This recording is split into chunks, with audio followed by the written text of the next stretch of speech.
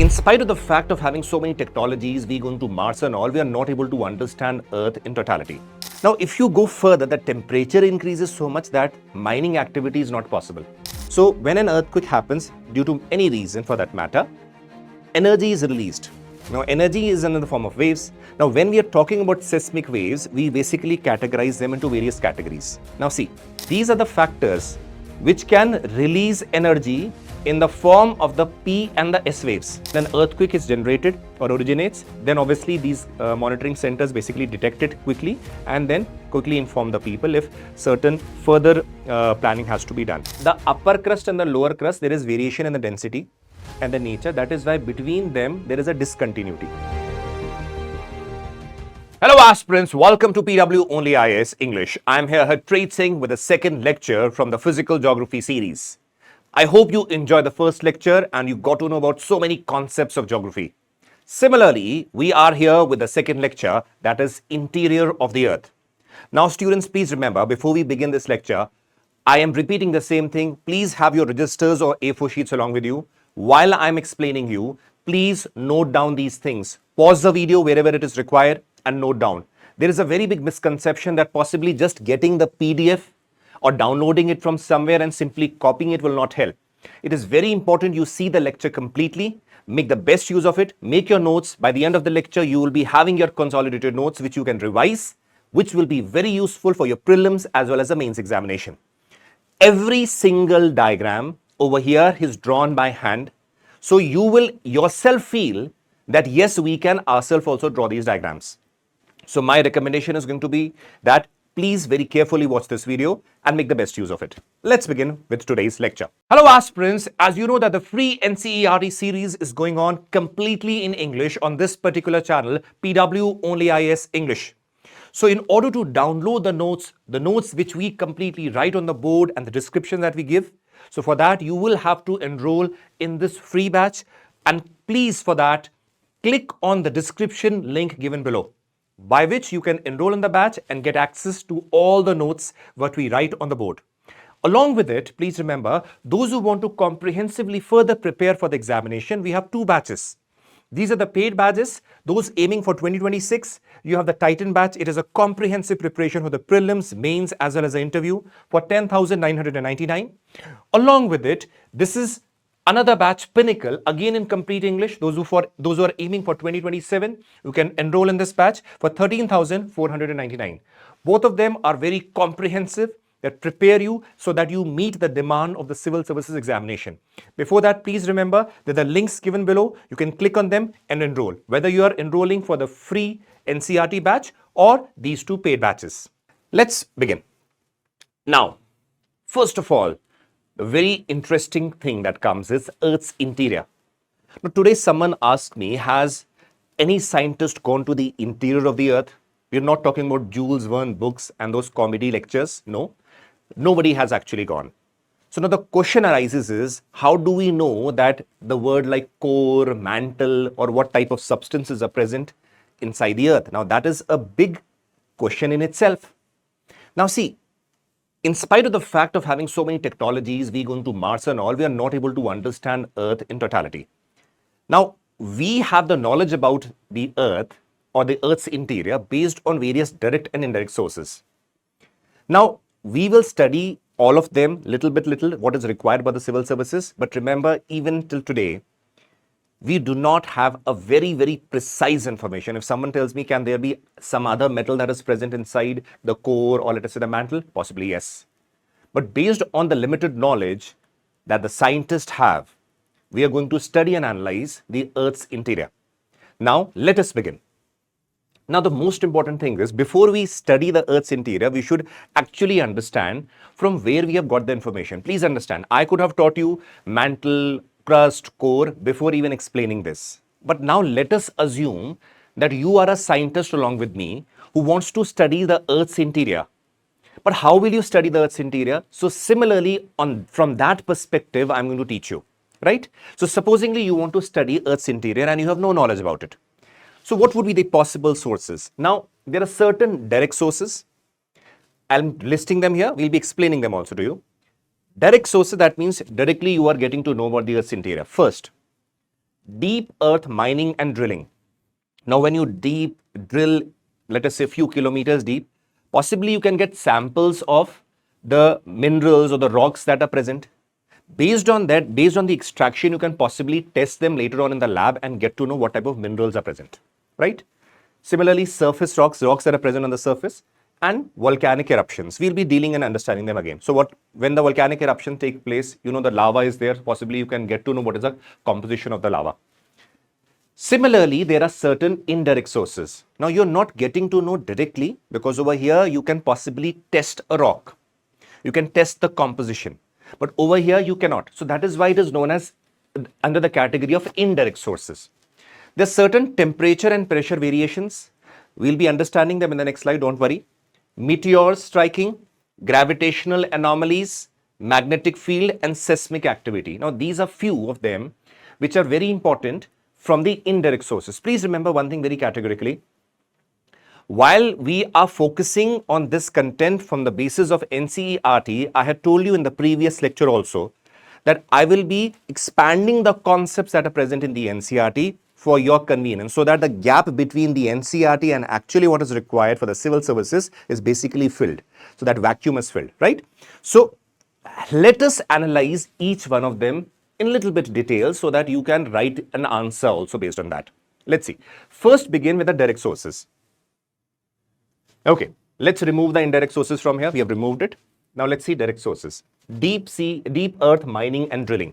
Now you know that it reveals the nature of the rocks. Example, 12-kilometer deep hole mined at Kola Peninsula. Now, similar minings have been done in various regions. And based on that, you have basically extracted certain minerals, rocks, and then you have tested them. What is the possible composition? Now, this is a direct means because you are basically testing. So you know that, okay, at this depth, we are finding these type of minerals that are present there. So deep earth mining and drilling also helps it, but it has a very big limitation. See, over here we see 12 kilometers depth. Now, if you go further, the temperature increases so much that mining activity is not possible. So if you see the complete earth as a slice, you will see if you want to go to the center, it is approximately 6,300 kilometers. Now we know. And you compare it with 12 kilometers, it is hardly anything. So drilling is actually has a lot of limitation because it requires a lot of money also. Even if it is sponsored by the government, even then you realize it is very difficult because the temperature keeps on increasing and mining activity is not possible. So that is why it has its limitation also. Though till 12 kilometers or approximately till whatever the mining is done, whatever rocks or minerals that you can extract or get to know, you can test it and get a brief knowledge about the fact what type of minerals are possibly present. What is the possible composition at that particular depth? Second, surface rocks. Now, these are the rocks which are basically present on the surface. Now, there are certain regions, obviously, when you will be having volcanic regions or some other regions, you will be basically having certain type of rocks present there. On the other hand, some other places, some other types of rock will be present. So based on that, you get a basic idea that, okay, if these types of rocks are present here, so possibly they might be associated with some type of minerals that are present inside the earth also. So a brief knowledge, it doesn't give you an exact knowledge, but yes, it gives you a little bit, let us say, an estimation that these types of minerals or somewhat these types of minerals might be found in the interior of the earth. And this might be a possible composition also, right? So it gives you a brief estimation. You cannot give a 100% estimation because you know that rocks present in one region might have come here because of various activities, let us say transportation through various means. So there are a lot of possibilities, but it gives you a brief idea that certain rocks present on the surface of the earth, similar minerals might be present in the interior of the earth also. Next comes the volcanic eruptions. Now, you know, when the volcanoes are erupting, now you have the lava around them. Now, based on the analysis or testing of the lava, you can possibly analyze what type of minerals or composition might be present inside the interior. Now, when you analyze the lava, possibly you get to know that iron is present, nickel is present. So you have an estimation that possibly in the interior, iron and nickel might be present. Yes.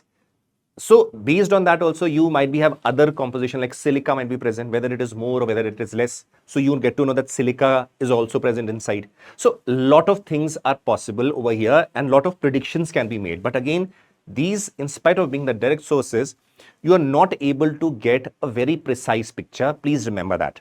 These are based on the estimations again, that this is possible, that is possible, this is possible. So, but these are important because they give you a brief idea. Initially, when concepts of seismology were not developed, these were actually helping the scientists to analyze what could be the possible compositions of the interior, right? So firstly, we have done with the direct sources, that is, gives you a brief idea. Now, let us move on to the indirect sources, right? I had listed 5 of them. Among them, please understand, in spite of all these, seismic activity is the most important, because we will be analyzing seismology. What are seismic waves? How do we basically get to know about the interior based on these waves? So that gives a brief idea. So in the examination also, after we analyze these, in the examination, they can very categorically ask you a question, in the mains examination in particular, how do seismic activities help in analyzing or identifying the interior of the earth? Secondly, there are certain categorizations also of the seismic waves. They can be asked in the preliminary examination, and it has been asked multiple times also. So first of all, before going into detail with regard to the seismic activities, let us analyze the various indirect sources. First, temperature and pressure variations. Now, just tell me one thing. Whenever there is temperature or pressure variations, that gives you an estimation possibly that inside the earth, there might be certain variations with respect to the matter, the state of matter. Right now, let us analyze. Before this was identified also, at present, you have a basic knowledge that the interior of the earth, you have a core. The outer core is molten, but the inner core is solid, right? Now, right now, supposingly, you don't have no information regarding this, but we have already studied them in the school. Have you ever thought that why the inner core is solid? The reason behind it is, please see, the outer core and the inner core have a very high temperature, there is no doubt. The outer core has a very high temperature, that is why it is in a molten state. But one would say that when you go inside, the inner core also should have higher temperature. Yes, it has. But the difference that arises is the inner core experiences much more pressure than in comparison to the outer core, because the outer core is also exerting a lot of pressure inside the inner core. That is why the inner core is in a solid state.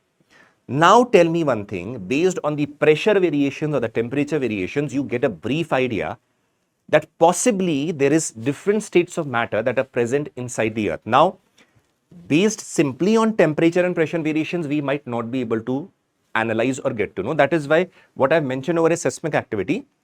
This is the most important. This basically helps you analyze these things also. So, right now, simply analyze that these variations help you to analyze what type of state of matter that might be present inside the earth. There are certain variations. What are the reasons? That will be analyzed as we go further in the lecture. Second, meteors. The surviving fragments of meteoroids give an insight about the earth. Now, these fragments basically falling on the earth, right? Some of them are able to fall also. So, those fragments, when are analyzed, they give us an estimation possibly what might be the interior of the earth. Why? So, there are a lot of theories. Like when in the previous lecture, we were discussing about the origination of solar system. We basically said give theories like planetesimal theories and so many other theories, even Big Bang theory. So people basically estimate that if certain bodies were formed during the similar period, there is a possibility that the composition might also be similar. So it does not mean that merely analyzing the meteor tells you that these are the exact composition that is going to be inside the earth, but it helps you or gives you an idea that possibly these types of minerals might also be present inside the earth, because if we assume the Big Bang theory, 13.8 billion years ago, so where energy was slowly converted to matter, right? This is what it basically states. So possibly similar compositions might also be there. That is why meteors can be, or the remains can be basically used as a means of estimating that possibly these minerals or some type of this type of composition might be present inside the earth. It does not give you a precise information, because there's quite a possibility that various meteors or other bodies that are present might be having different composition. That can be there, but it gives a brief indication that possibly these minerals can be present inside the earth. Next, gravitational anomalies. or certain changes in anomaly, gravity, or certain regions where gravity is more. Right now, when we are analyzing this, I'm not going to give you the reasons precisely why it is happening, because that will be done in the next lecture where we will be doing seafloor spreading and all, right? Over here, let us assume you are analyzing. Right now, you do not know the interior of the earth and then you are analyzing. So from that perspective, you are doing. So gravitational anomalies. So if you even observe, you will see the gravity is stronger near the poles. It helps to understand the distribution of material inside the earth's crust.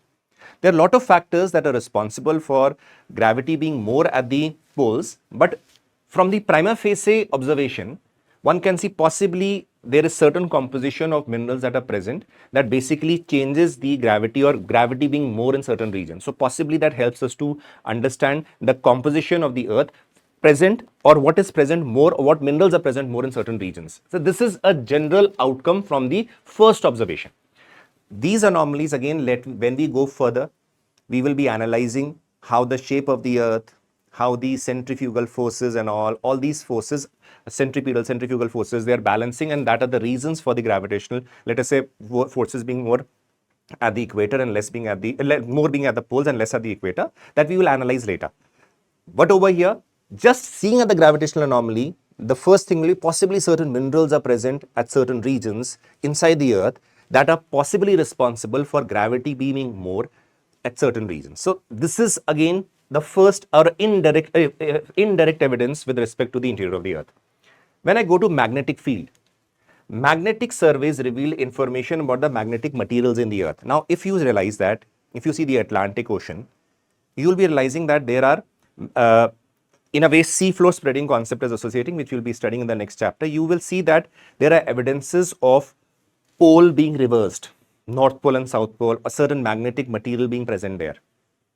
By default, can we say that there are certain substances which are magnetic in nature or have magnetic-like composition or constituent, or let us say iron being present there, right?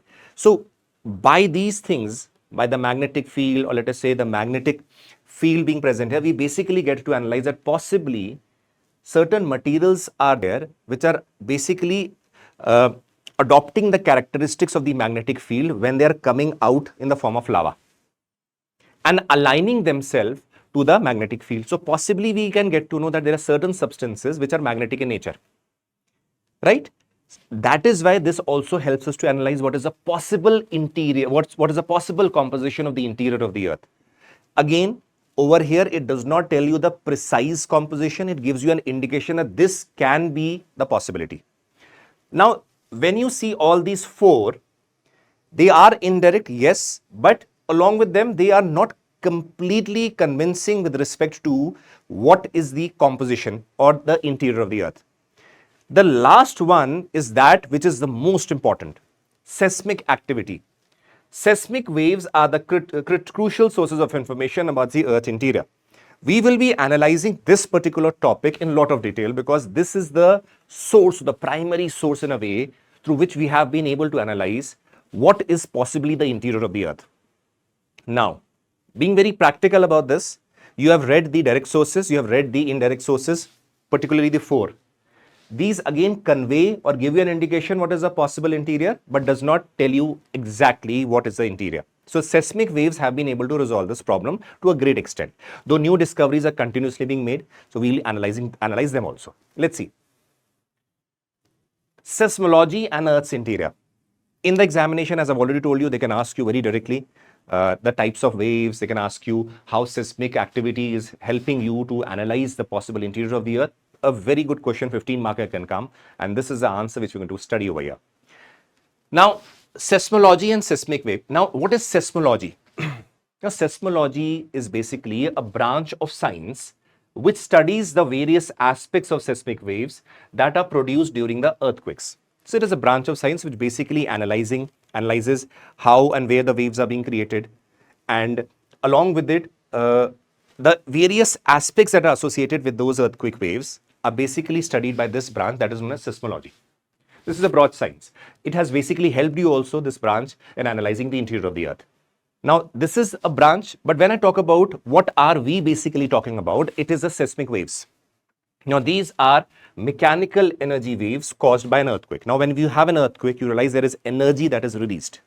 Based on that, certain waves are created.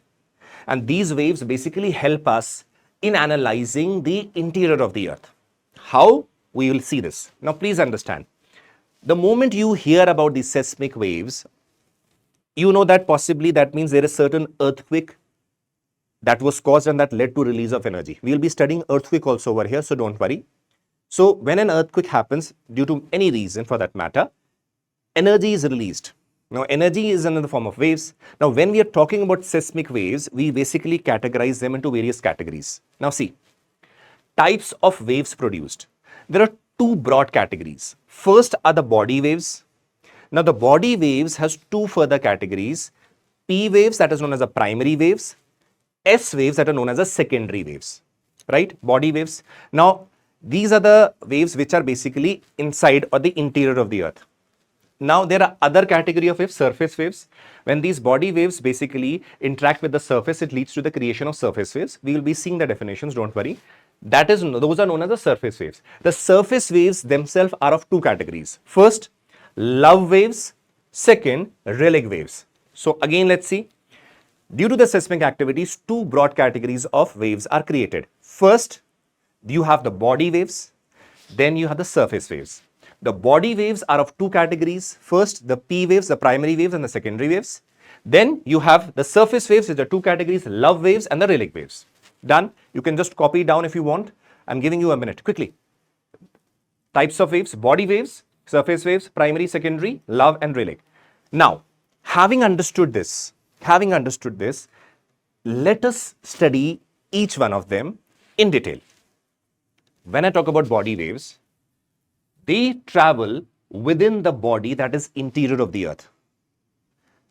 When let us say an earthquake happens, the waves which travel inside the earth, right? There's an earthquake is caused, so waves that are traveling inside the earth.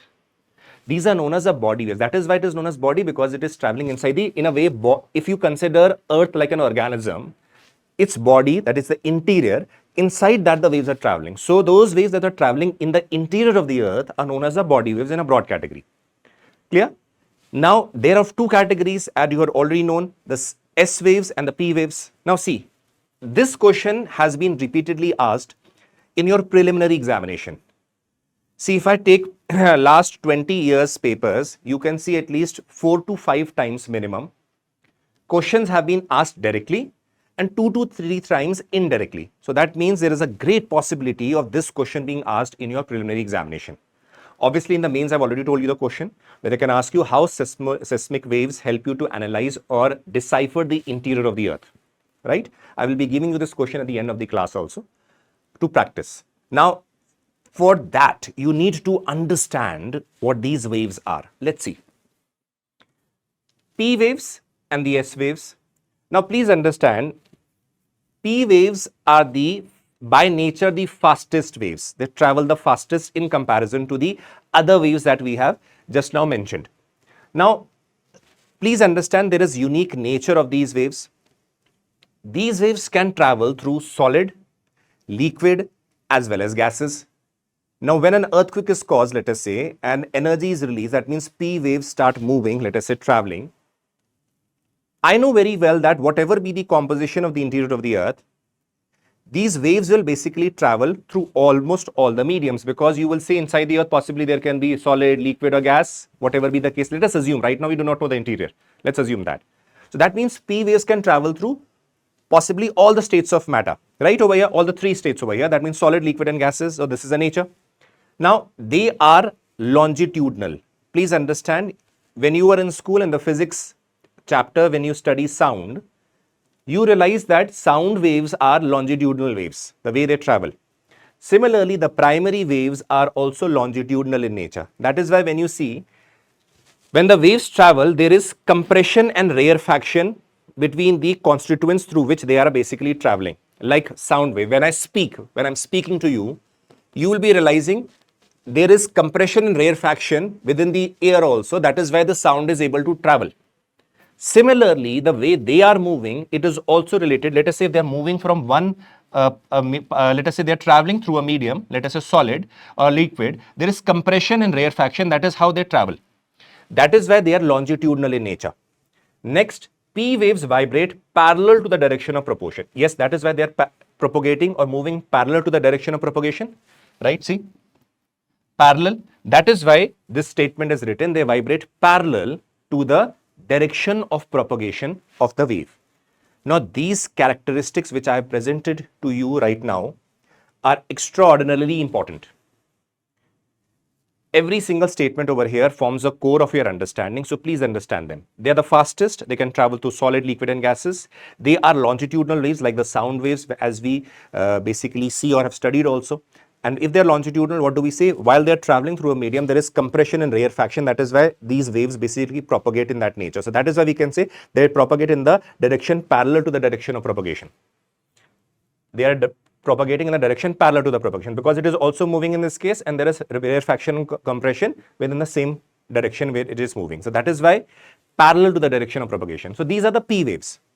Now comes the secondary waves or the S waves.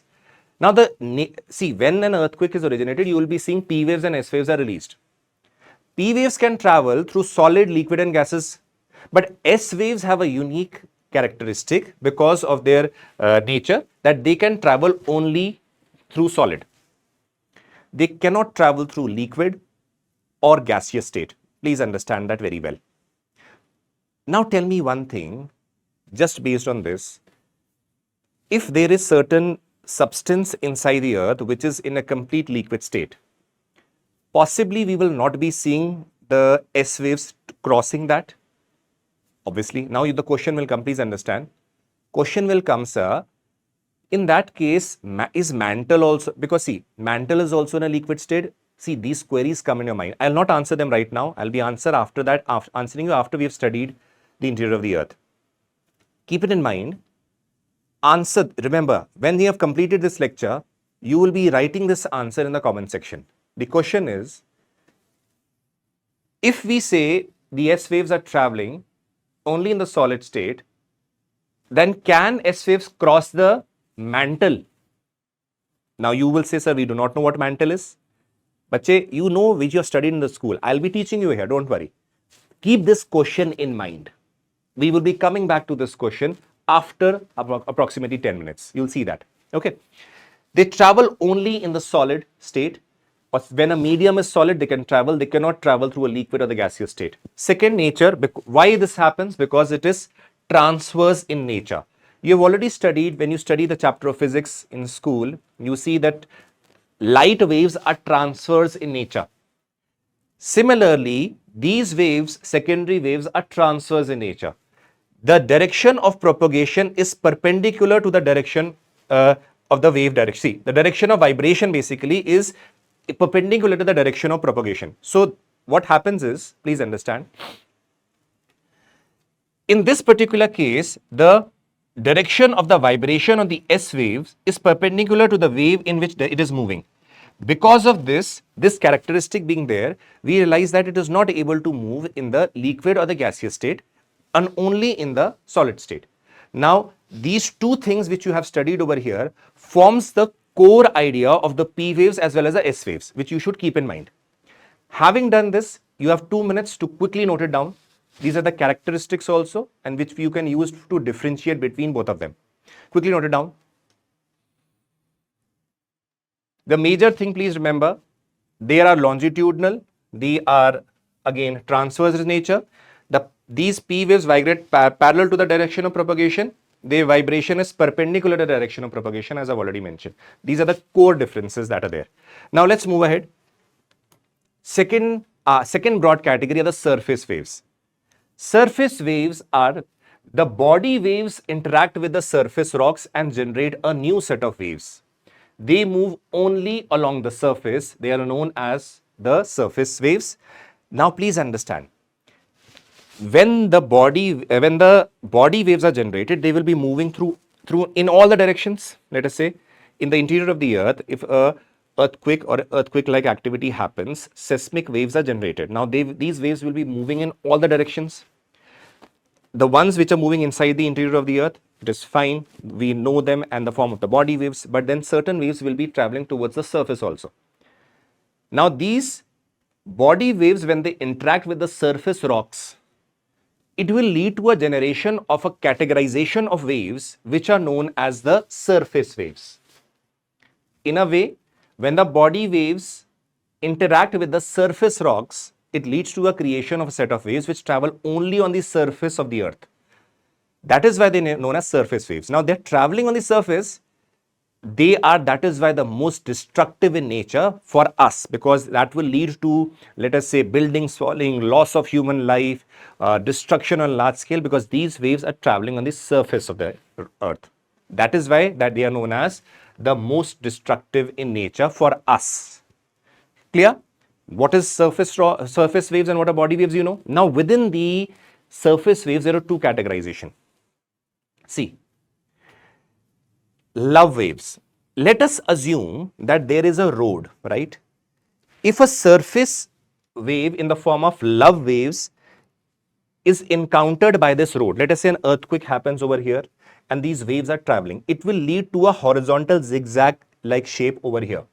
Like a snake like shape will be transformed from this shape to this shape. That means let us assume there is a road and there is an earthquake that happens, right? And let us say the waves which are basically moving and they come in contact with the road, they will deform the road. You have seen this earlier also, that there is deformation of the roads that happen. If there is a deformation in the form of a snake-like pattern, it is because of the love waves. Why? See, it involves horizontal or side-to-side motion like a snake. There is no vertical motion. That means, see, assumably, let us say this is a road, right? If you see from the top, you will see this is a road. Now, supposingly the road is shifted in a horizontal manner, left, right, like a snake, it is not shifting up and down, only zigzag horizontally. That means it is caused due to the love waves, because these waves only transform the things on the surface in the form of a horizontal manner, not in vertical level. That is why this involves only the horizontal side to side movement, because the snakes move like this. So that means if there is a single road and a love wave, basically this road encounters a love wave, there is a possibly this type of transformation of the road will take place, because it moves on a side by side horizontal direction, not vertical. So there will be no up and downs thing that will happen. Understand that very, very well. Whenever you see such type of state or situation where there is only transformation left, right or zigzag pattern, that will be basically what? Due to the love waves. Now, this is something very important. You are seeing these things from a top view. Please understand. Supposingly you are in the space and you are seeing the road, you will be seeing from the top the road is straight, but after encountering the love waves, they will be transformed in this zigzag pattern. This is known as the love waves, right? So they move or transform or they travel in a way, let us say in such a manner that it leads to basically horizontal movement or transformation of the things that are present on the surface. Relic waves. Now these travel in rolling and elliptical motion. They cause vertical and horizontal ground movement. Now these are something important. These only called horizontal movement. These called vertical and horizontal movement both. In a situation, let us assume, there is a single road. It has been transformed left and right also, and certain places up and down also. Supposingly this road was like this, right?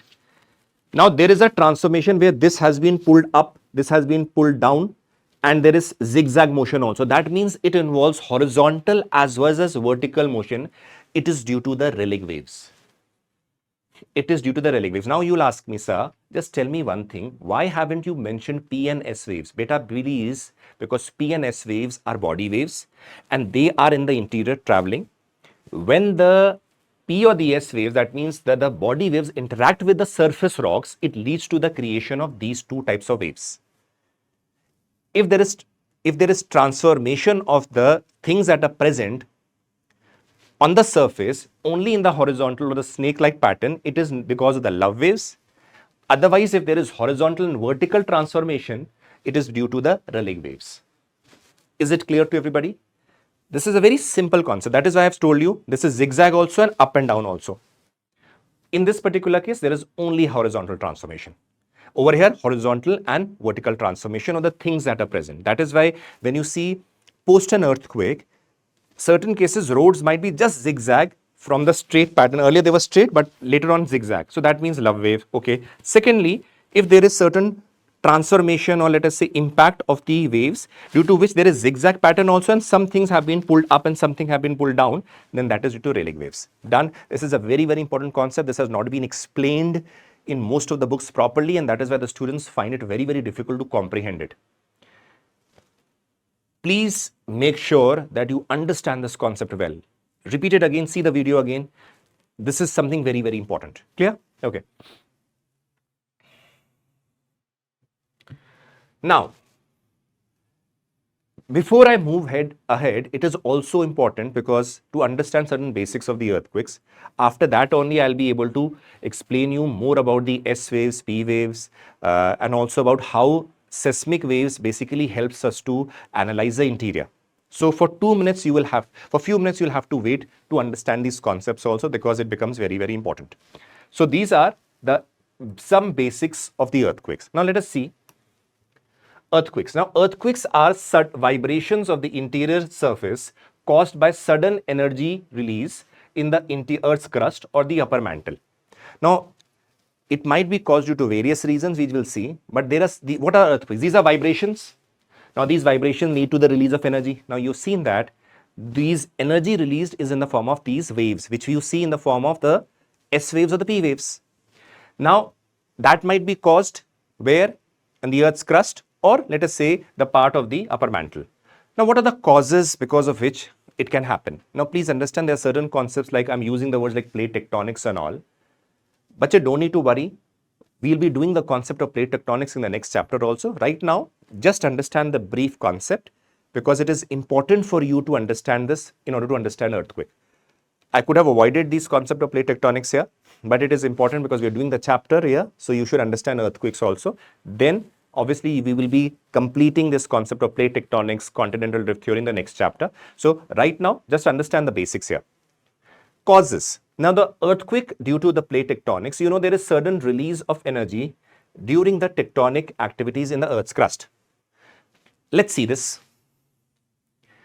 You know that very well that there are plates, right? Plates that are continuously moving. The details which obviously we'll do in the next chapter. Now you see that supposingly this plate is moving down over here. These are due to the convectional currents that are created in the mantle. Supposingly, like you see in the climatology chapter also the convectional currents are created. Similarly, we have similar convectional currents according to certain theory. That is the convectional current theory, where due to these currents, this plate, supposingly this is a plate, this is also a plate, this is also a plate. So because of this, because the Earth's core is really very hot, it comes here, there is because of this temperature, this leads to the rise of the convectional currents. Now this convectional currents pulls the plate further towards the interior. Now this plate over here, what you will see, it is basically being pulled down. Clear? Now because of this, you know that it might lead to certain earthquakes being generated. First thing. Similarly, you will see these plate tectonics can be of various kinds. Now see, this is just a diagram.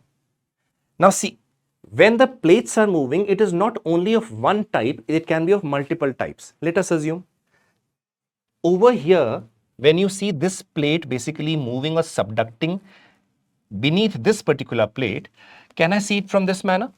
That means this is a destructive plate boundary where this plate is going to be destroyed because this portion is going to melt as it is going to go inside the mantle because of the rise in temperature. This movement will lead to, again, lot of energy being released in the form of earthquakes because as a plate moves, subduct, obviously energy will be released to compensate it. Secondly, if you see this particular portion, this part is going to move ahead. So that means new material will be coming out in the form of lava. And over here, you will see new plates are being formed. This is something that you find in the Atlantic Ocean. That is why you find the Atlantic ridge and all. It is an outcome of this types of movement that is taking place. Now what happens? There is a lot of volcanic eruption that is taking place here that can also lead to earthquakes, because volcanic activities lead to earthquakes also. Third is, rather than something being destroyed or something being created, there is a possibility that two plates might, let us say, move close to each other or sliding across each other. Let's see this. Right? Now, nothing is being destroyed over here. Like over here, you realize that plate moving down is being destroyed. Over here, new part of the plate is being created because there will be volcanic eruption and it will lead to creation of new plates. That is why it is known as a constructive plate boundary. There is destruction of this plate. That is why it is known as destructive plate boundary. Over here, nothing is being created or destroyed. That is why it is known as conservative plate boundary. But because of this sliding, obviously there is going to be release of energy that can also cause earthquakes. Over here, I am not using complex terminologies because you haven't done plate tectonics. So right now, simply understand from a very simple concept that there are certain plates. One is being destroyed. It can also lead to earthquake. Something is being created and volcanic eruption is taking place. That is why lava will come out. A new part of the plate will be created. It is lead to construction, but it will release energy also that can cause earthquake. Over here, then two plates are sliding across each other, along with each other. Though there is no creation or destruction, but because of this sliding, there is also release of energy that can also cause earthquake.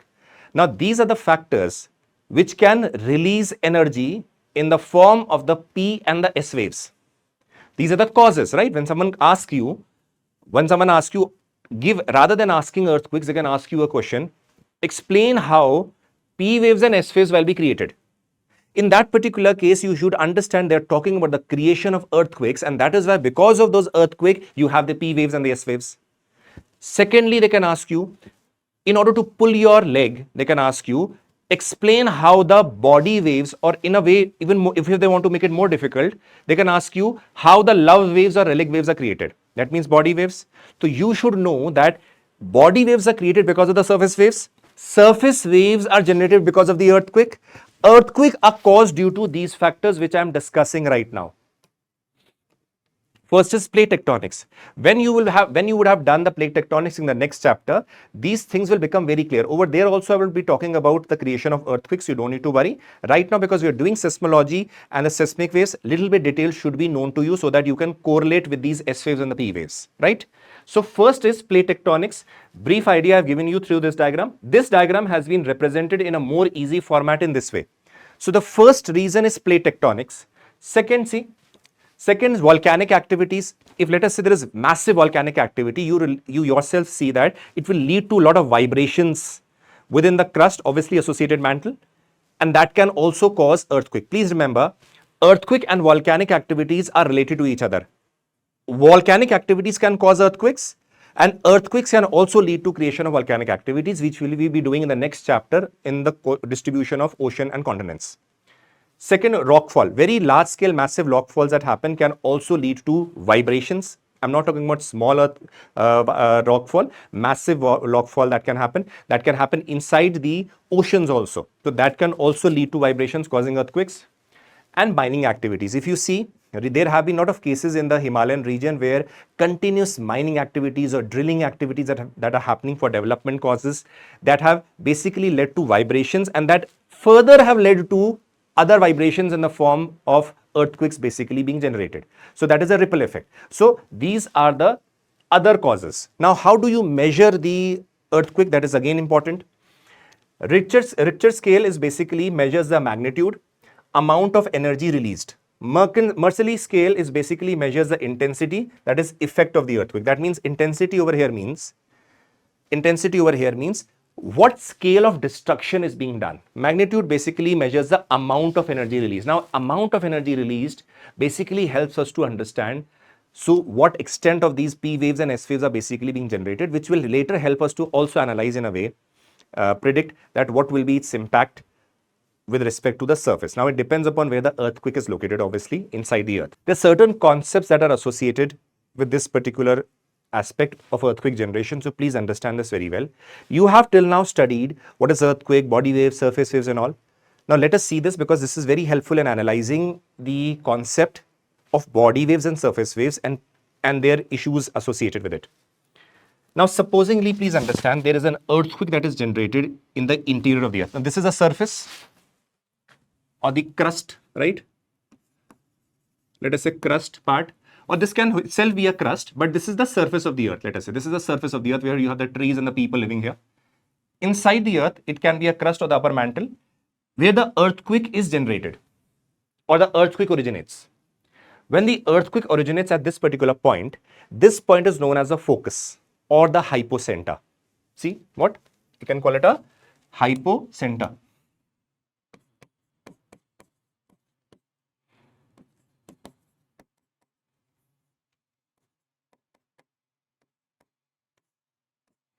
Hypocenter or focus, same thing. So hypocenter or focus is a point from where the earthquake originates due to any activity, let us say tectonic movements we are talking about. From this particular point, because an earthquake generates means energy is being released, so that means energy will be released in all directions. When I'm talking about energy being released, what did I say about the body waves? I said that basically when we're talking about seismic waves also, these are what? Mechanical energy waves that are being generated. So over here, can I say when the energies are being released, we are talking about the body waves. That means S waves and P waves being generated. That means these movement that is taking place is in the form of P waves and S waves. So that means P waves and S waves are moving in all directions from this particular point. Clear? Now please understand. We will study the interior, obviously, how we will decipher it after a few minutes, but let's understand this. Now, from this point, P waves and S waves are moving in all direction. Now, when the P waves and S waves, basically, that is what? The body waves. The body waves, when they reach the surface, let us say this. Now, you will see that as these pink dots you are seeing, these are, let us say, P waves and S waves, right? When they come in contact with the surface rocks or the surface, it will lead to the generation of surface waves. And secondly, the point directly above the focus on the surface is known as the epicenter. Two things you have studied. The body waves will, in the form of the P waves and the S wave, will be moving in all direction. When they reach the surface, those body waves will lead to the generation of surface waves. First. Second, the point directly above the focus or the hypocenter on the surface is known as epicenter. That is why, please remember, at this point, massive destruction or the maximum destruction will happen because it is lying directly above the hypocenter or the focus, right? Because other regions, if you see this distance or you compare it to this distance is more. This distance is more, sorry, this distance is more, this distance is less. This distance being less means that energy will reach this point faster or it takes lesser time. So that means the energy that has taken from this point to reach this point is less. That means time taken to reach that point is less. So loss of energy is less. So more destruction will also be there. Over here also, the P waves and S waves will reach the surface, but it will take a lot longer time. So more dissipation of energy will have happened. That is why this point or the epicenter is a region where maximum destruction takes place. Clear? Secondly, second thing you need to understand, if assumably I'm taking 2 to 3 earthquakes of the same magnitude and all, right? Now, if I say that the epicenter is here, or let us say the hypocenter is here, sorry, new hypocenter. This is, let us say, the old hypocenter. What does it mean? Let us say an earthquake took place in, let us say, 1900s. Then an earthquake took place in 2000s. Let us assume. If I assume that the magnitude of these two earthquakes is absolutely same. What happened in 1900 and what happened in 2000, the magnitude is absolutely same. That means the energy released. Now, because the epicenter over here, this is the epicenter and these are the focus. if the focus is, let us say, closer to the surface, if the focus or the hypocenter, see, if the focus or hypocenter is close to the surface, if the focus is close to the surface, more destruction.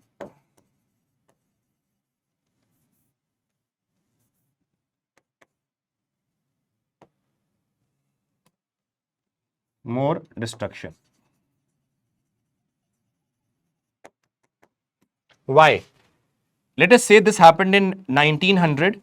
Over here, what happened is that it was, let us say, very deep inside, let us say interior of the, let us say in the upper mantle only. But this is, let us say, in the crust part. Now, because from here, the energy is traveling, it will take a relatively longer time to reach this point. That is the epicenter. By that time, a lot of dissipation of energy would have happened. So what surface waves that are generated over here will be of a lesser intensity. On the other hand, if the focus is over here, the time taken to travel this will be less and the energy dissipation will be less, so more destruction will be there. So what you can analyze from this is, that closer to the surface, if the focus is located closer to the surface, more destruction will take place, provided the magnitude of the earthquake is same if you compare certain earthquakes, right? So we have got to know about the fact that these P waves or S waves, when interacting with the surface, will lead to the generation of what? The surface waves. These are what? Body waves. What are these? Body waves. Clear? Let's move ahead. This is a distribution pattern of earthquake.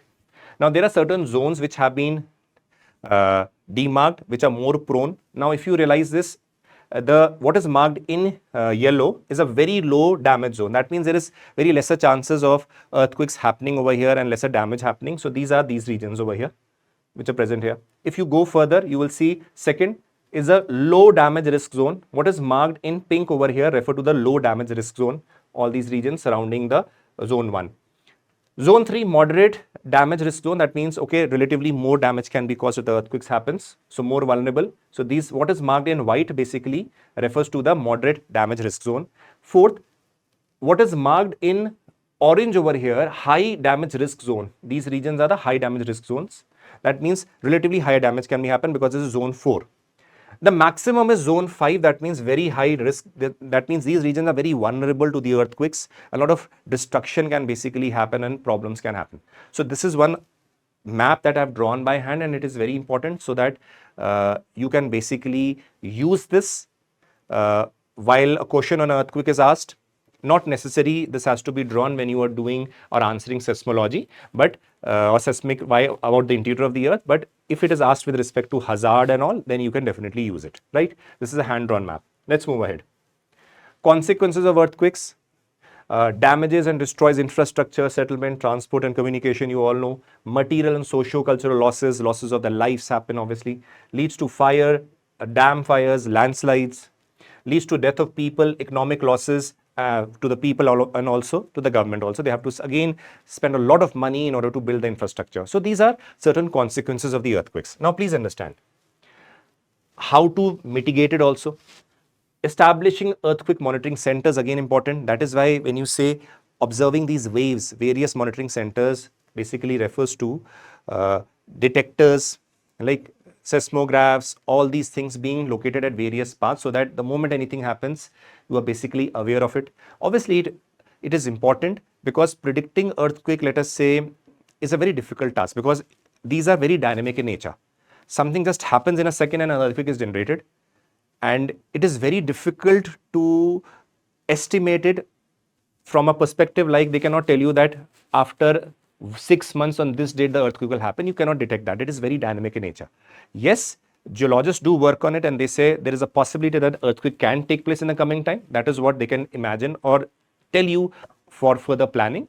But again, when an earthquake is generated or originates, then obviously these monitoring centers basically detect it quickly and then quickly inform the people if certain further planning has to be done, particularly in cases of further outcomes that happen. Let us say if an earthquake has happened, possibly a tsunami happens. So it can be helpful in that case because these devices basically detect them and basically inform the people that you need to evacuate certain places because tsunami can happen, which is another outcome of earthquakes, right? Extensive use of geographical positioning system, vulnerability map, educating the people, modifying the house types and building designs again become important. Please understand this.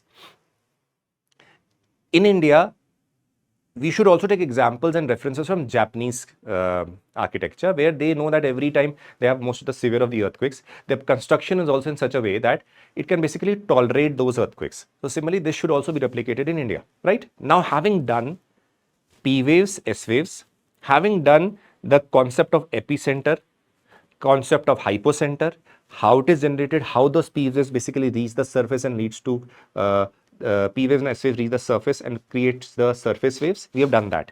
Now let us come back again to the concept of shadow zones.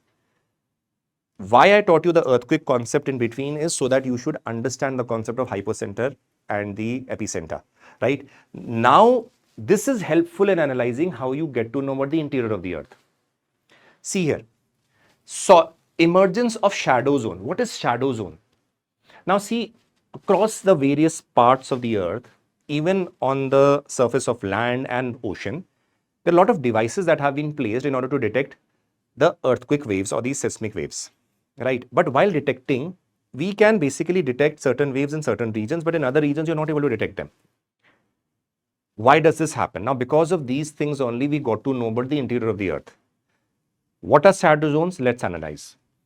The shadow zone is an area of the earth surface where seismographs cannot detect the P or the S waves from the earthquake. That is why the question arose, why is it that if I suppose within the earth there is a point where earthquake is generated, the waves are traveling in all the directions. So if let us assume this is the earth and let us say an earthquake is generated here, we know that very well that P waves also, let us say these are the P waves. P waves will be traveling in all direction.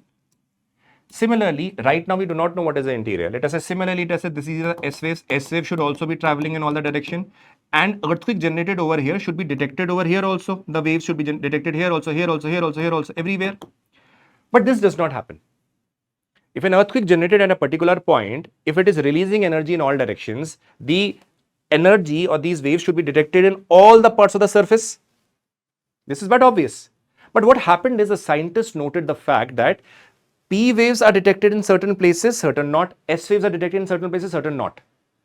Then we got to know about the fact that there is a possibility of certain substances present inside the interior of the earth which basically are restricting this movement or creating certain impact that is leading to detection of these shadow zones.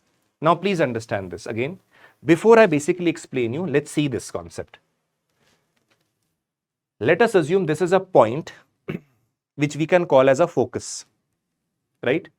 From the focus, right now I am not taking the S waves, I'm just taking the P waves so that you can analyze. We will take it independently. Supposingly, this is a point where the earthquake has originated. Now, can I say that from every direction, from this point, from every direction, the waves will be generated? Now, see what happens is, you should understand this very well. I told you that P waves can travel in solid, liquid and gases, but you should understand that when the density, when a wave is traveling from one medium to another, obviously the density changes take place. Now the density changes basically leads to a lot of refraction. That means if you see bending of these waves, in a simple way you can say refraction means bending of the waves takes place. That is why you see when the energy is released over here, if you have a seismograph here, here, you will be detecting everywhere these waves that are there. That is why if an earthquake happens in one part of the world, other countries also detect the waves. Though the intensity, obviously the magnitude over there by the time it reaches is less, but you can detect it everywhere. But there are certain regions you cannot. So supposingly over here, everywhere seismographs are here, you are detecting the waves. Over here, obviously the surface waves will be generated. Here, seismographs are here and you are detecting the waves. But what happens is, in this particular region, you realize that you are not able to detect the P waves. Similarly, in this particular region, you are not able to detect the P waves. The question arises is why? Similarly, when you move beyond this point, you realize over here also you are able to analyze or observe these waves. Now, the concept arises is the region where you are not able to. The region arises is the region where you are not able to observe these waves is known as the shadow zone, right? The shadow zone. By mistake, I had written the rain. It is not rain. It is just a shadow zone. So this is a region where you are not able to detect the P waves is known as the shadow zone. Why shadow? Because you are not able to detect the P waves over here. Why does this happen? The reason is the waves that are moving in all these directions are being detected, but when it encounters the core, it leads to, because it is again in a liquid state, now the outer core leads to the refraction of these waves, which leads to diversion of the path.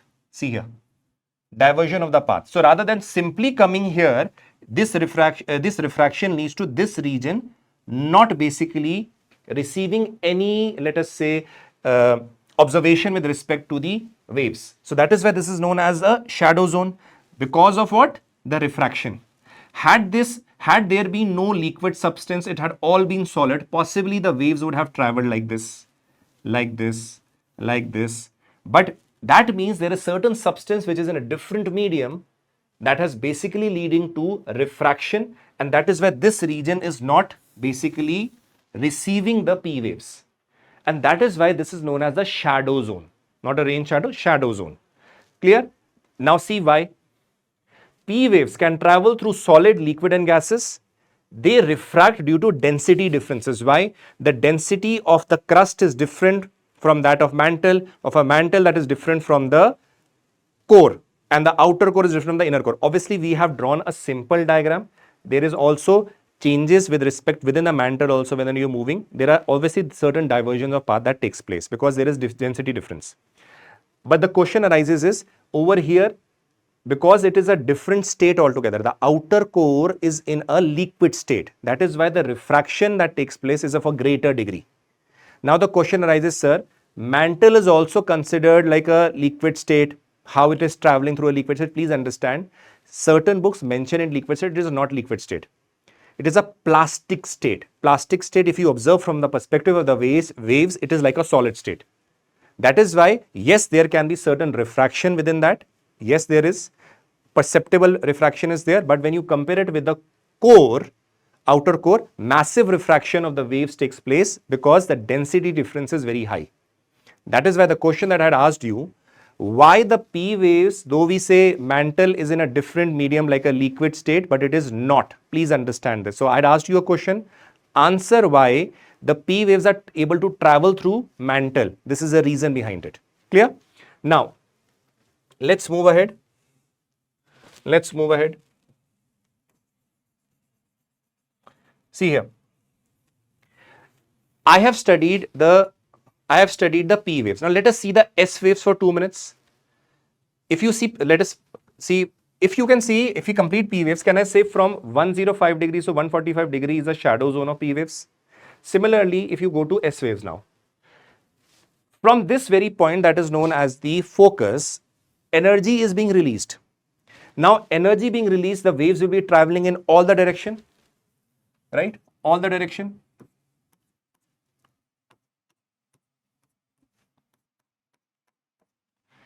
Now, if they are traveling in all the direction, the moment the S waves encounter the outer core, they are observed by the outer core because the S waves cannot travel through a liquid state.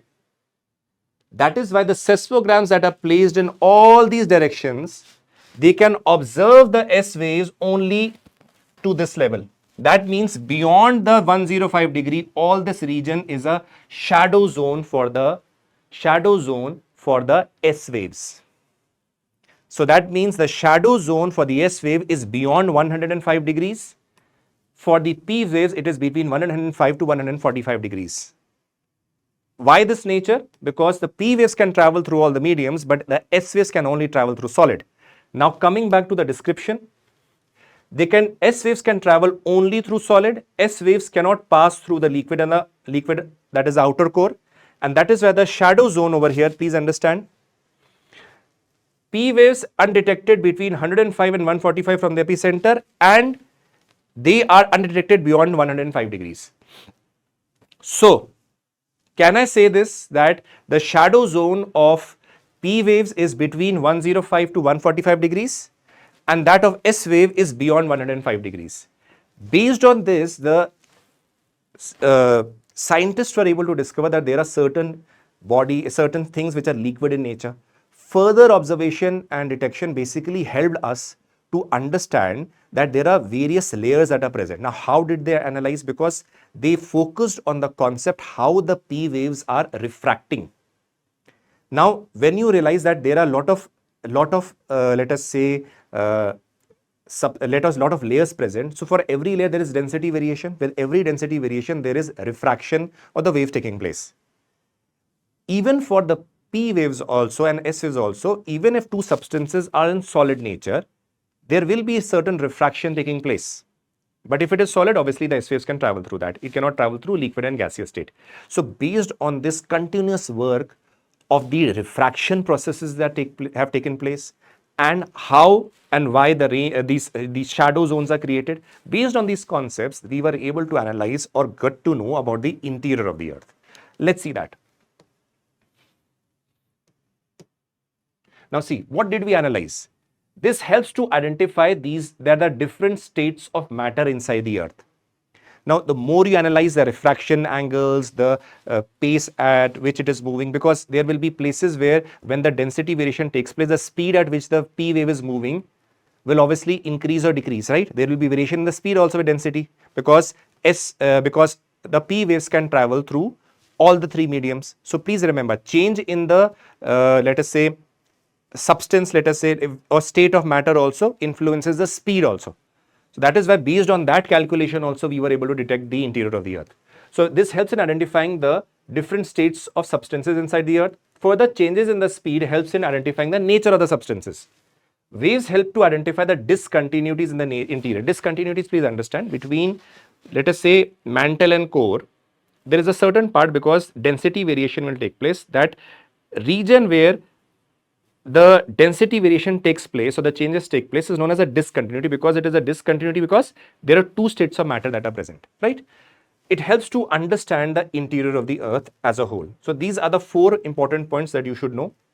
Now, having understood the seismic waves, having understood the concepts that are associated with the P waves, the S waves, the surface waves, the body waves, all these things have been understood well.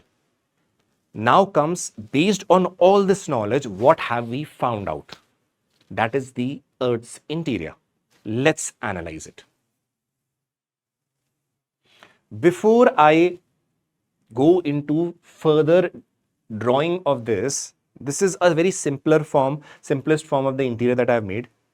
Now I will want you all to draw this along with me, right? In every slide I have already drawn it. Simply make like a cake or the pastry you are eating. This is the continental crust. This is the oceanic crust, right? There are various parts. 1, 2, 3, 4, 5, right? Next step.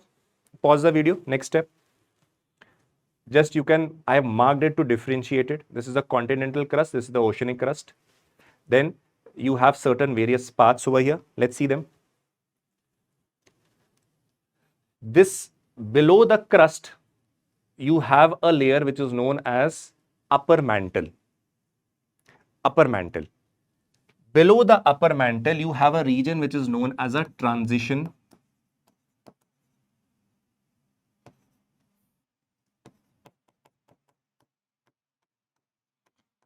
Many books do not include this, but there are new classifications that have come up that are actually being presented by the geological departments of United States also, and various books also. So that is why I've added this. So you can incorporate it. Below the upper mantle is a transition zone, because between the upper and the lower mantle, this transition zone, because there is change in density over here, that is why it is known as a transition zone of the mantle. Below the mantle, Below this transition zone lies the lower mantle. Below the lower mantle lies the outer core, which is in liquid state. Obviously, we got to know based on the seismic waves. And then is the inner core, which is solid in nature. Now, further, if you add or label it, see here. Now, these distances were even found out because of the changes in the speed of the waves that took place, and how these refractions were taking place. Based on that, these distances were calculated. And with every thing that is changing, please understand here, like the upper crust and the lower crust, there is variation in the density and the nature. That is why between them, there is a discontinuity. What do you mean by discontinuity? Something that is not continuous in nature. That means there is certain variation in the density or the nature of the rocks or the substances. So that means the line or a fine difference between both of them is known as a discontinuity. Very simple. That is why between the crust over here, you see a Conard discontinuity. If you want to understand, let us label this also. See here. Between the upper and the lower crust, you have a discontinuity that is known as Conard discontinuity, which is between the upper and the lower continental crust. Please mark it, continental crust. If you see between, there is another Mohivic discontinuity. It is between the lower crust and the upper mantle. Please mark these things. These, all of them are not present in the NCERT also. This can be asked or and has been asked in various examinations of civil UPSC. Between the lower crust and the upper mantle, you have the Mohivic discontinuity. Now, there is a discontinuity known as Repeti discontinuity, that is between the upper and the lower mantle. Now, please, over here, this part can be treated as a between transition zone and the lower mantle, but you can take it as upper lower mantle, then also it is not wrong, no problem in that. Because certain books consider the transition zone as a part of the upper mantle also. That is why these things have been mentioned. Otherwise, this is correct. There is no problem. You can mention the transition zone of the mantle and between lower mantle, then also it is correct. You mentioned about upper and lower mantle, then also it is correct. There is no problem. Then comes the Gutenberg discontinuity. It is between the mantle and the core. Lehman discontinuity is between the outer and the inner core. You should be well aware of these. Now comes the fact that what are the distances that are located or the depth as we see. The continental crust is generally 35 to 45 kilometers. It depends.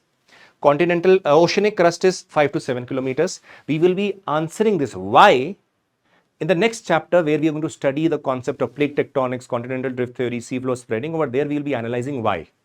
Right now, our topic is the interior of the earth. That is why I'm not moving into those directions, which we will be analyzing in the next chapter. See, till 370 kilometers, you have the upper mantle. From 370 to 720 kilometers, you have the transition zone.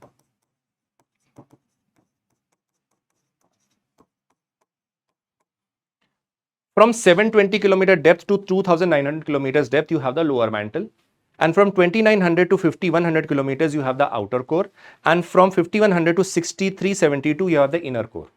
So this is the complete segregation of the interior of the earth based on the seismic evidences that you have found. Through seismic evidences only you have found these discontinuities, because there is again refraction that is taking place, speed is altering, and based on that analysis over a long period of time through a lot of seismic information and all, we have created this. Clear? Right now, nobody has gone inside. There are further studies also that possibly for various transition zones might also be located over here. Continuously, the scientists are working on that. Right now, this is the information that we have. There might be further transition zones and other things present in the earth. Possibly, we'll find out as the instrument become more advanced. So you can note it down quickly.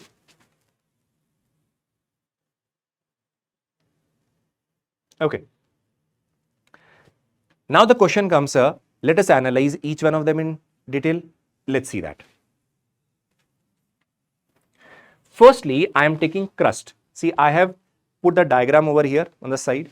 Let's analyze what is crust. Now, you know that very well. The crust over here is the outermost layer of the earth, right? It can be continental crust present on the continent, or the oceanic crust below the oceans. Also the bed over there is also, you see, the oceanic crust is present. So the crust is the outermost layer of the earth. Now these are certain factors and aspects that you should know, because this can be asked in your prelims also, and the mains also you can ask you. It is almost 1% by volume and less than 1% of mass of the Earth. So very less if you compare it with volume or the mass, but again a very important role. It can be divided into the continental crust, as you have seen. This is a continental crust. This is the oceanic crust, right? Connardt discontinuity separates the upper and the lower crust of the continental crust. So this is something, again, this is a very, very important thing. Connardt discontinuity also, you should remember it properly. Clear? Crust primarily comprises basaltic rocks rich in silica and oxygen. This is a question that has been asked in your prelims as one of the statements also. That is why I'm telling you every single statement that is present here should be present in your notes. If you are not writing these, I am telling you in the examination, this statement will be picked up and put in your papers. At that time, possibly you will not be able to answer them. Please understand this very well. Right? So crust, again, it is the outermost layer. It is about 1% by volume and less than 1% by mass of the Earth. It can be divided into continental and oceanic crust that you've already seen. Connardt discontinuity basically separates the outer and the inner crust of the continental crust. The crust primarily comprises of certain substances like the basaltic rocks, which are rich in silica and oxygen. Right? Now see here. Because I had mentioned oceanic and continental crust, so you should have some idea of what are the differences. You saw that I told you that Connardt discontinuity is present in the upper and the lower crust. The reason because the thickness of the continental crust is very huge.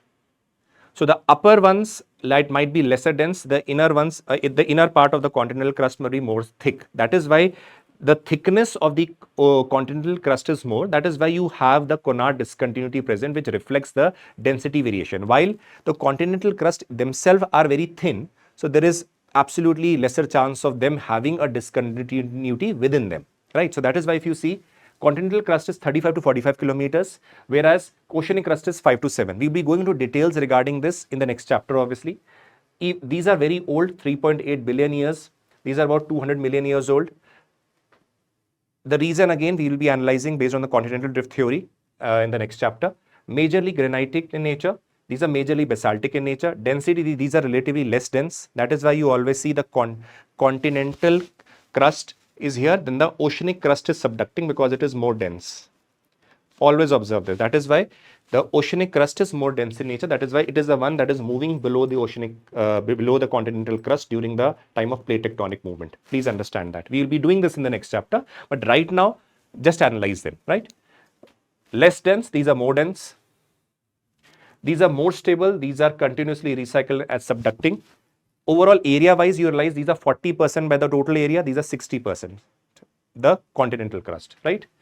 The oceanic crust, sorry. This is the oceanic crust. This is the continental crust. So by area, 60%. By area 40%. By area, 60%. So if you are asked that the oceanic crust comprises more area, then that statement is correct because 60% is the oceanic crust, 40% is the continental crust area overall. Next comes the mantle.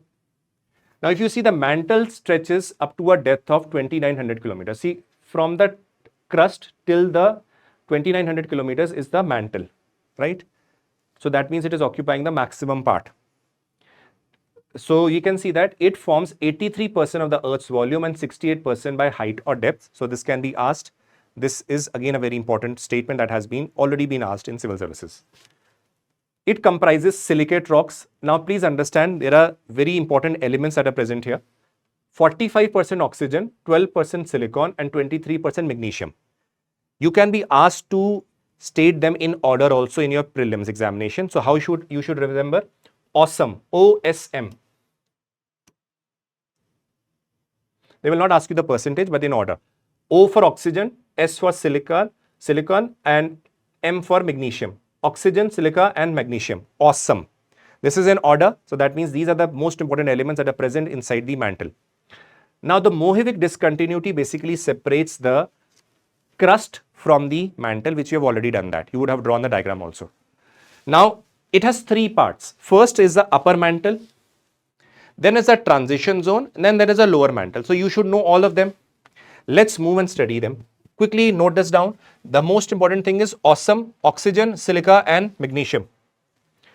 Upper mantle. See, it stretches till 370 kilometers. From the crust, below the crust lies the upper mantle. It is still 370 kilometers, this complete part. It is a primary source of magma. So what volcanic eruptions are basically taking place, the magma is coming out from here. Plastic in nature, that means for the waves, P waves and S waves, it is like a solid state only, right?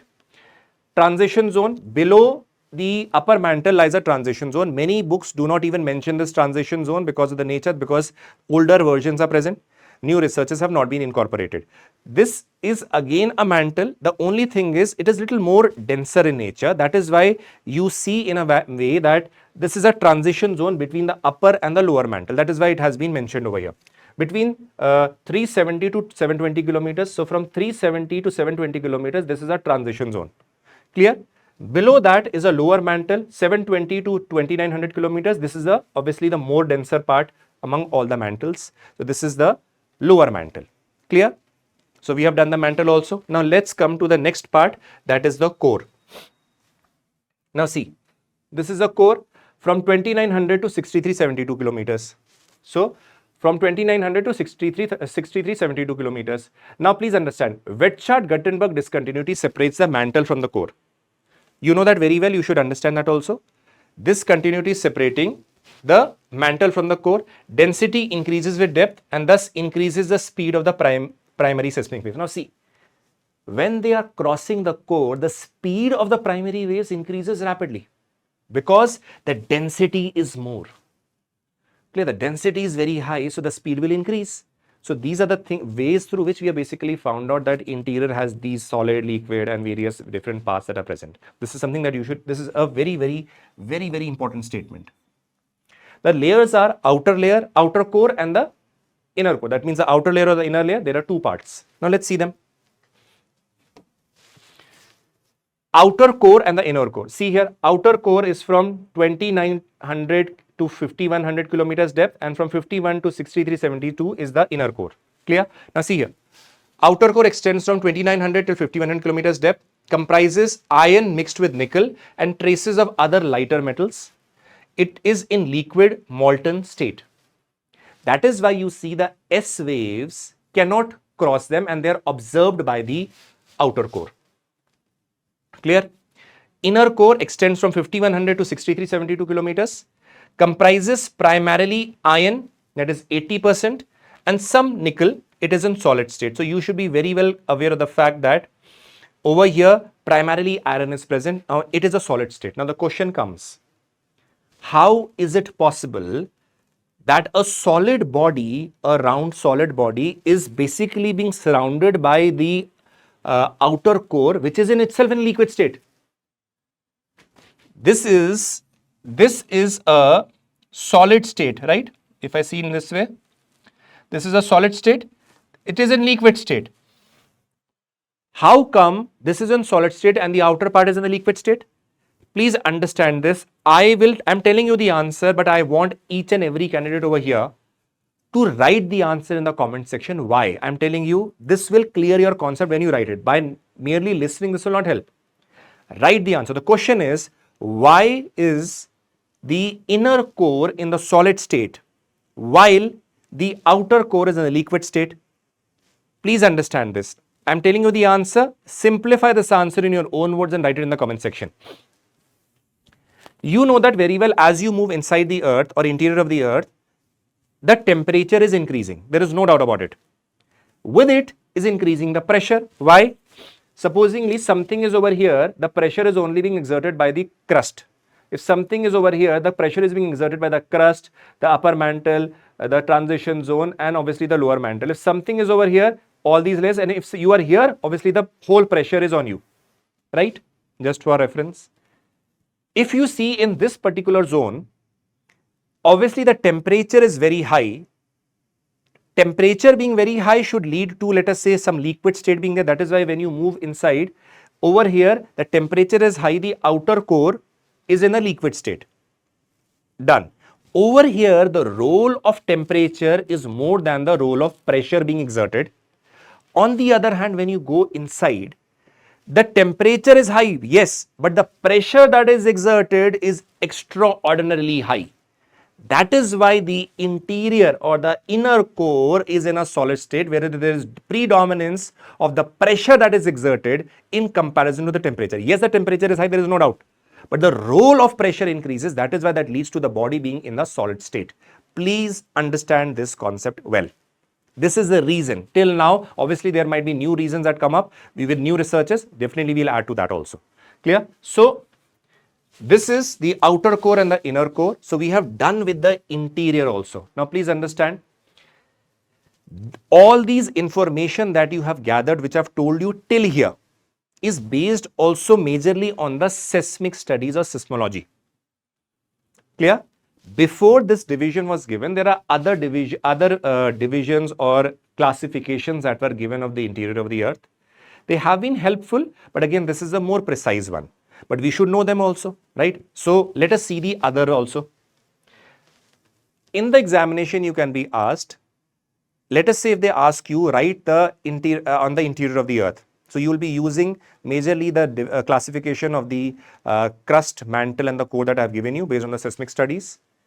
Or if they ask you the classification of the interior of the earth based on the seismic studies, then also you will be mentioning about these classifications, right? But in the examination, if they ask you, give the mechanical division of the earth's interior, in that particular case, you will have to write this answer where you have to divide into lithosphere, asthenosphere, mesosphere and barysphere. These are the mechanical divisions. Again, there is one more division, that is the chemical division by Edward Suez, that is the Sial, Sima and knife, which you will be also doing. So these names you should be very well remembering, that this is the mechanical division. The previous one is the division of the earth based on the seismic studies. Clear, everybody? Now see. Again, this is basically, if you have studied crust, mantle, core, you already know. Based on that, we have basically mentioning this, right? Lithosphere. Lithosphere basically forms the crust part and the upper mantle. So crust or the upper mantle region forms a lithosphere. The thickness basically varies from 10 kilometers to 200 kilometers. And lithosphere is a region where tectonic plates are basically moving. So this is the lithosphere. So that means if you have understood crust, mantle and all, so from that perspective you see crust, whole crust part and the upper mantle region till the depth of 200 kilometers can be considered the part of the lithosphere, and this is the region where tectonic movements are most active, right? Next, asthenosphere. The uppermost part of the mantle below the lithosphere is known as the asthenosphere, right? It lies below the lithosphere between a depth of at 80 to 200 kilometers below the surface, and it can extend to 400 kilometers. So we can take it as a form that it can extend till 400 kilometers. It is a plastic zone. Again, we are talking about mantle. This is the mantelic region only, so that is why it is a plastic zone. It is a different type of classification, but again, if you know mantle, core and crust, so it is easier to understand. Capable of bending without breaking in the convectional currents. So obviously, you know that mantle had convectional currents because of which the tectonic activities take place. So this is also a asthenosphere through which basically the tectonic activities, the convectional currents are taking place, because of which tectonic activities take place. So it is again till the depth of 400 kilometers. If you see from this diagram, it is basically referring to the region of transition zone and this part of the mantle. Clear? So this is where convectional currents in a way are also taking place. Clear? Let's move ahead.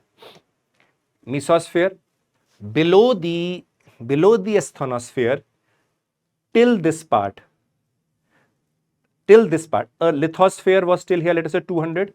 From 200 till 400 kilometers was your asthenosphere. From below 400 kilometers till 2900 kilometers, that is the remaining part of the mantle, is known as the mesosphere. That means extends till 2900. Temperature is very high, 3800 degrees Celsius. Next is the barysphere. It is a complete core. Now over here, please understand, it is not differentiating that outer core, inner core. It is simply saying barysphere. Barysphere means it is talking only about the core, which comprises inner and outer core both. Extends till the innermost part, 6372 kilometers, very high temperature and pressure, but we know based on the seismic studies that the outer core is in liquid state and the inner core in the solid state, though this does not tell you that. Clear? This is what is the mechanical division. Let's move ahead. Next comes the last one over here, classification is model of the Earth's chemical composition or the interior by Edward Suez. Now this is a very old classification, but important because we all study. It basically says that there is an outermost layer crust. Again, that is fine, but they're talking that there are three layers: sial, sema, and knife. These sial, sema, and knife are basically based on the composition that is present there. If you see over here, it is chemical composition. Sial means silica aluminium, sema means silica magnesium, knife means nickel and iron. Ferric Fe is representing iron. So it is basically representing the chemical composition that is present there. Clear? Let's move ahead.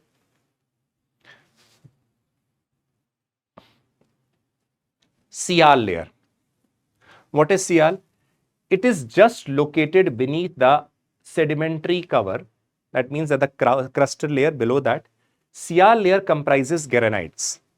So this is basically talking that this layer comprises granites. It is primarily characterized by a high level of what? Silica and aluminium content. That is why Sial means, Si means silica, Al means aluminium. Average density is 2.9 grams per centimeter cube. So over here what we can say? 2.9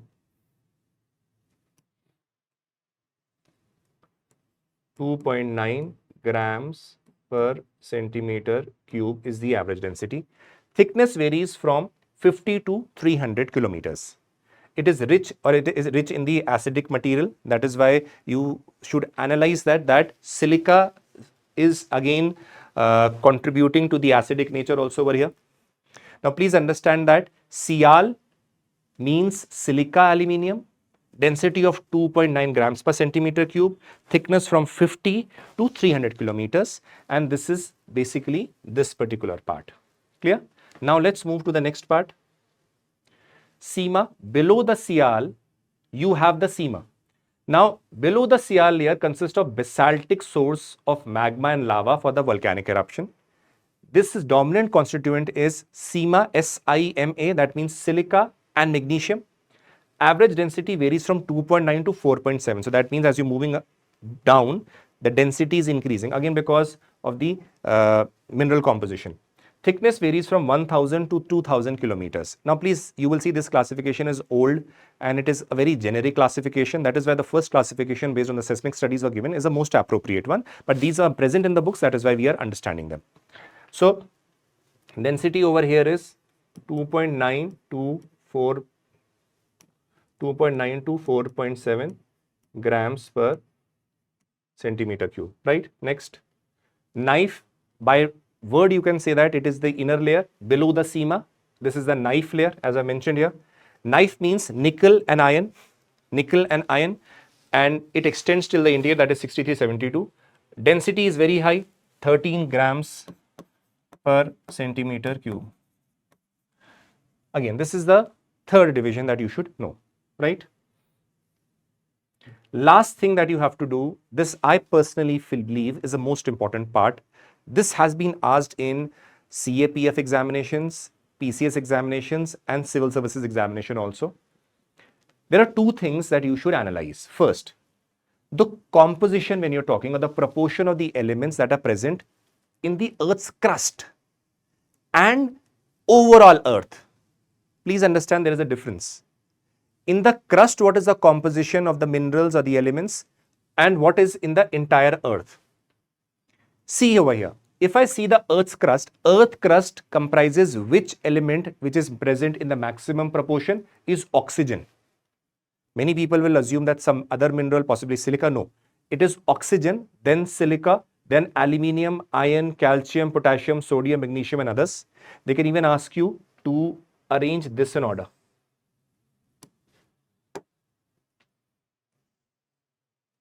Calcium, potassium, sodium, arrange them in order with respect to the Earth's crust. This has been asked in UPSC CAPF paper. So you can very well know the importance.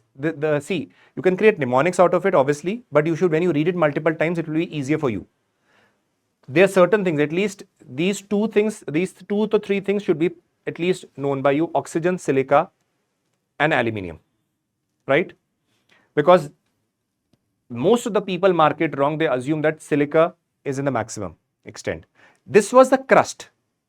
But when I talk about the entire earth, you should understand it. We're talking about the mantle, we're talking about the core, we're talking about the crust, everything. With that proportion, iron is maximum. Iron is maximum, second is oxygen, third is silicon, then fourth is magnesium, sulfur, nickel, calcium, aluminium, and others. So these are two things. The NCERT does not mention both of them. They simply mention about the Earth's crust. That is why the questions have been asked from the interior of the complete Earth also. So you should be very, very well aware of both of them.